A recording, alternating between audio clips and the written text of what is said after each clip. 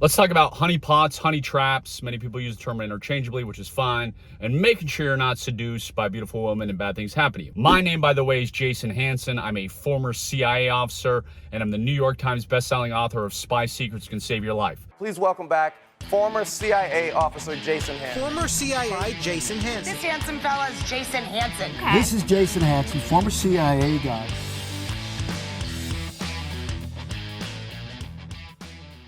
So again, honeypots, honey traps. What is it? Let's say you're a spy. Maybe you're going over to Russia to recruit a Russian to spy on behalf of the United States.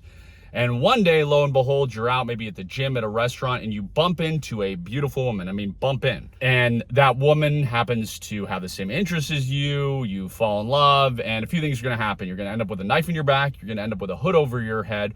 Or they're going to try and recruit you to spy for, basically be a double agent and betray the U.S. So obviously, unless you are George Clooney, unless you're Brad Pitt, unless you're a billionaire, unlikely that some random supermodel, looking woman is going to start hitting on you and madly fall in love with you out of the blue. Maybe it happens to you, it doesn't happen to me. So let's talk about what this has to do with your safety. I'm going to tell you some cool spy stories. Also, don't forget to like, subscribe, because I got a lot more coming this way. First story. One time I was overseas with a group of guys. We walked into a restaurant, and very shortly after, about 5 beautiful women all of a sudden descended on our table. I was with a new guy. He was young, and he was in 7th heaven. So he leans over to me, and he says, "Jason, I think she really, really likes me." And I said, "I really think she doesn't." So, as I just said, unless you're a billionaire or some movie star, not gonna happen. This guy was super excited still because these women were very aggressive, hitting on us and everything. And I said, "Listen, if you leave with this woman, a few things are going to happen. In a best case scenario, you're going to get back to her place. You're going to either get an STD or 5 guys are going to jump out and rob you and beat the crap out of you. That's the best case scenario. In a worst case scenario, you're going to go back and you're going to end up with a bag over your head and you're never ever going to be seen again." Obviously, I or nobody else left with those women that day. In another instance, I was at a restaurant type place, and a woman starts hitting on me, and she tells me she's from Belarus, and she's very, very attractive. And she starts telling me that as a 18-year-old, she was sold as a mail order bride, that she was sold to an older businessman, and this older businessman abused her, locked her in the basement, did horrible, horrible things to her. Now, I teach some lie detection skills, and I know how to detect that, and I could tell this woman was lying, and I'll share that in another video. But why was this beautiful woman who was hitting on me telling me this horrible story as being a mail order bride and being abused by this older man? The reason is the law of reciprocity. So she was telling me this, so in my mind, I would think, oh my gosh, she's bearing her deepest, darkest secrets. I'm gonna now open up to her. I'm gonna spill everything to her. So that was her goal. Now, if you're an intelligence officer and you get pitched, meaning somebody from a foreign intelligence service comes up to you and basically says, "Hey, I'm Boris, I work for Russia. How'd you like to spy out for us?" Or, I'm from the Iranian embassy. How'd you like to work for us? Or I'm from China, Cuba, name an adversary. Now, if you get pitched, you have to obviously report it, and you have to fill out a lot of paperwork. And the last thing in the world I like is paperwork. I detest paperwork. I avoid it at all costs. So in this instance, where this woman was hitting on me, where I could see where this was going, I didn't wait to get pitched. I just stopped it there and I said, "Oh, I'm sorry, that's a terrible story," and I got out of there. Because again, if it sounds too good to be true, it usually is. In another instance, I'm going to tell you about a very wealthy businessman I trained. So I trained a lot of high net worth individuals for safety, security, and this gentleman was going overseas. He was going overseas to do something that only wealthy people do. It was a bucket list item. For confidential reasons, I'm not going to tell you the exact thing he was doing, but let's just say, for example, you're going over to the Porsche headquarters. You're going to have dinner at the Porsche dining room.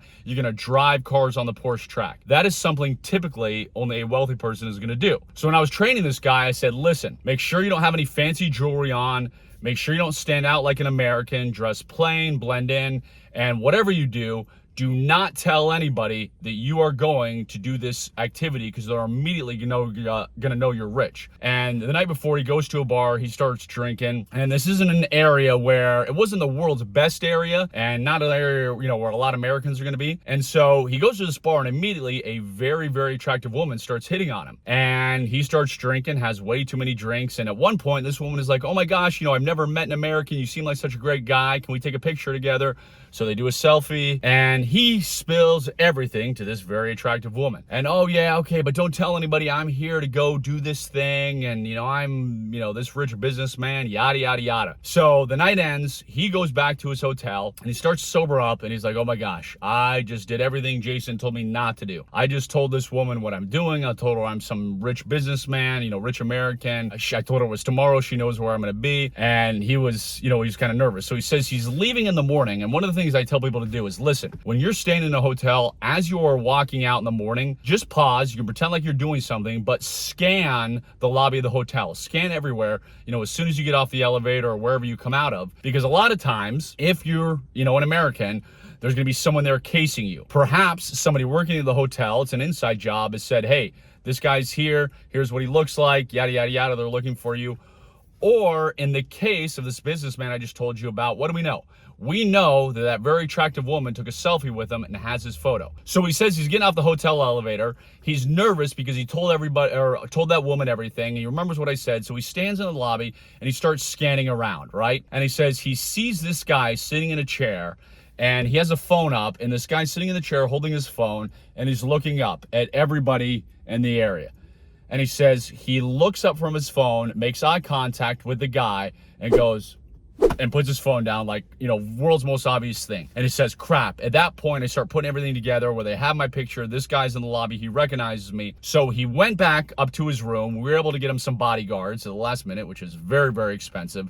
And this guy was able to complete his trip. He was able to complete his bucket list item and he was fine. If he would not at least done what he was supposed to do, well, if he wouldn't have said anything, it would have been fine. But at least at the very last minute, as he was getting ready to leave, he scanned the lobby of the hotel. He saw the guy with the picture. No doubt he would have been kidnapped very quickly after and held for ransom or, whatever might have happened in that area. But the moral of the story is, again, if some beautiful woman starts hitting on you, unless you're filthy rich and unless you're, bragging about you're a movie star or whatever, be very wary. I could go on and on and on about stories of Americans, not intelligence officers, because at least intelligence officers know what's coming. As much as we'd like to think in our own mind that supermodels are going to hit on us every day, we know what the real story is.